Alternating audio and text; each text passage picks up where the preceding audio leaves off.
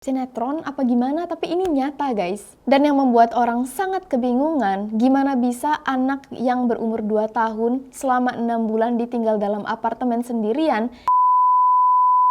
Hai guys, apa kabar kalian semua? Welcome back to Ruang Gelap dengan gua Amira.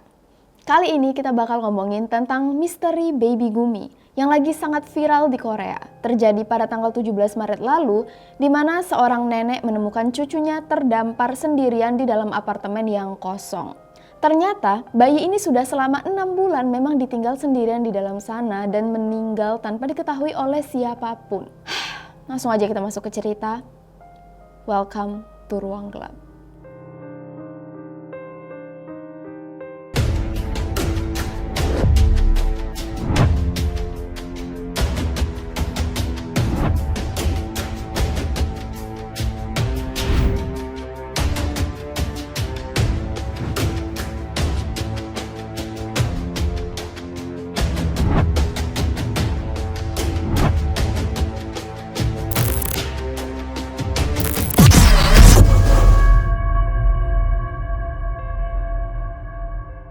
So, siapa itu Baby Gumi? Nama asli bayi ini sebenarnya adalah Boram.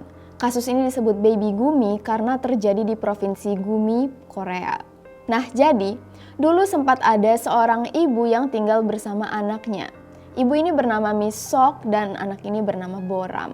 Mereka berdua tinggal di sebuah unit apartemen dan suatu hari Miss Kim sudah tidak bisa lagi membayar uang apartemen itu. Jadi dia disuruh keluar oleh landlordnya. Nah, tepat di lantai bawah unit apartemen ini tinggal juga ibu dari Miss Kim, yaitu Miss Sok.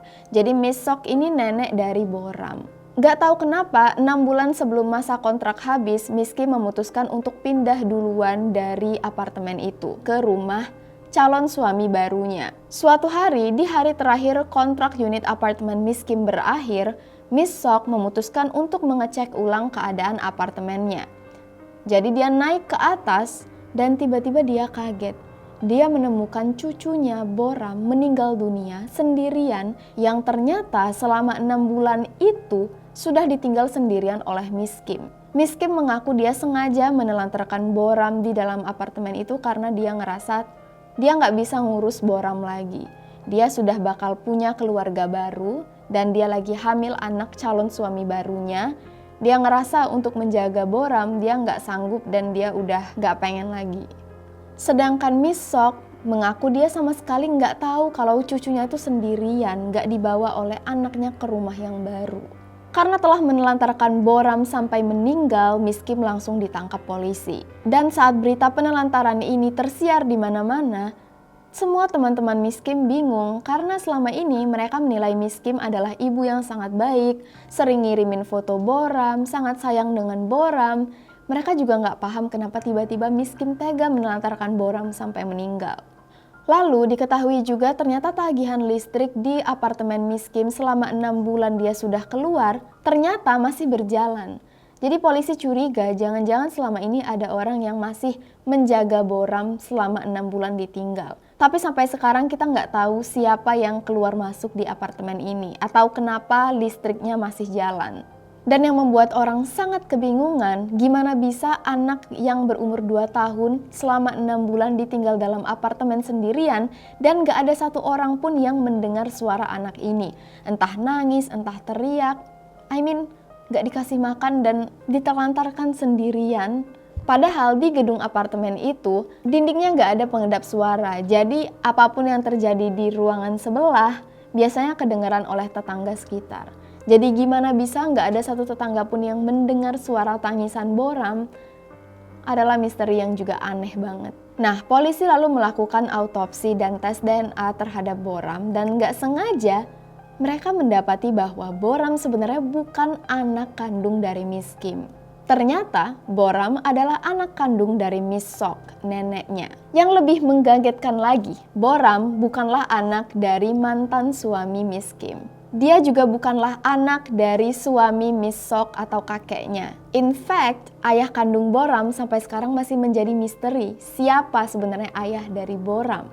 Jadi, kalau Boram adalah anak kandung dari Miss Sok, kemana anak kandung Miss Kim?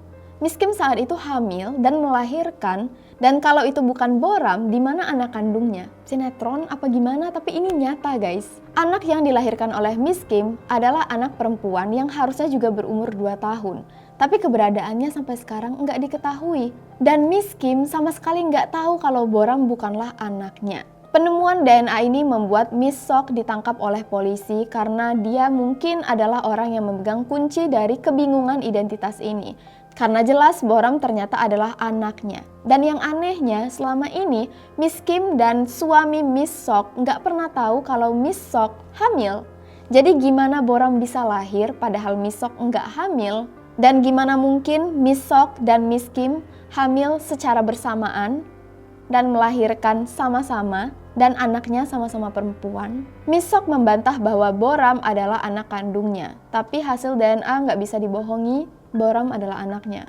Mantan suami Miss Kim yang selama ini mengira Boram adalah anaknya juga bingung, jadi anak kandungnya itu di mana? Dan alasan kenapa Miss Kim menelantarkan Boram sendirian? Kebingungan inilah yang membuat kasus ini benar-benar lagi viral dan membuat pusing semua orang di Korea. Ada yang berteori bahwa anak kandung Miss Kim sebenarnya meninggal secara nggak sengaja akibat kelalaian Miss Kim, sehingga Miss Sok memberikan anaknya untuk dijaga oleh Miss Kim. Ada juga yang berteori bahwa anak mereka ditukar dan secara nggak sengaja mereka juga nggak tahu kalau ternyata anak mereka tertukar. Tapi kalau memang tertukar, anak satunya lagi di mana? Kalau dipikir-pikir lagi, sebuah kebetulan yang aneh, ibu dan anak hamil secara bersamaan, melahirkan anak secara bersamaan.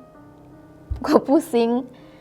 Anyways, siapapun identitas Boram yang sebenarnya, yang paling membuat semua orang kesal adalah kenyataan bahwa Boram ditinggalkan begitu saja oleh Miss Kim selama 6 bulan di dalam apartemen.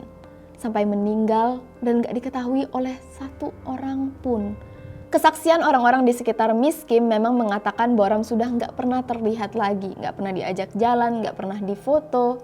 Kalau ada yang bertanya di mana Boram, Miss Kim selalu beralasan Boram lagi nggak mau difoto, Boram lagi nggak mau pergi. Dan juga kenapa calon suami Miss Kim nggak bertanya Boram ada di mana? Kalau misalnya Boram nggak ada di rumah bersama Miss Kim, di mana Gue pusing. Anyway, sampai sini dulu cerita kita kali ini guys. Gue akan terus pantau misteri Baby Gumi dan semoga aja keadilan untuk Baby Gumi akan segera ditegakkan. Dan juga siapapun ayahnya, siapapun ibu kandungnya Miss Sok sih, akan bertanggung jawab atas kasus ini. Dan ini adalah kasus kedua tentang bayi di Korea yang kita bahas dalam waktu yang sangat dekat akhir-akhir ini. See you guys on the next video. Please, please, please stay safe and stay alive.